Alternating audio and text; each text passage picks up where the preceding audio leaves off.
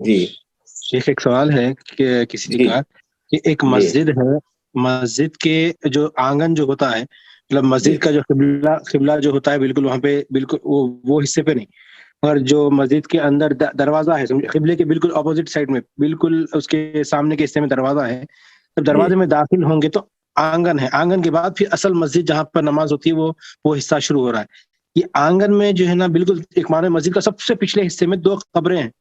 تو سوال پوچھنے والے یہ پوچھ رہے ہیں کہ وہ خبریں جو ہے مسجد بننے کے بعد بنی ہیں خبریں، یا مسجد سے پہلے بنی ہیں، وہ تھی وہاں پہ آلریڈی خبریں پتہ نہیں. اور ایسی مسجد میں نماز پڑھنا صحیح ہے نہیں، کیونکہ گھر کے بالکل پاس میں یہی مسجد ہے بول کے بتا رہے کہ تھے. ایسی مسجد میں نماز پڑھنا جائز نہیں ہے جس میں قبریں ہیں، اور یہ مسجد کے اندر ہی ہے. اگر جی مسجد مسجد. کی باؤنڈری سے باہر ہوتی قبریں تو کوئی حرج نہیں. ایسے میں نماز پڑھنا بالکل نہیں جائز ہے.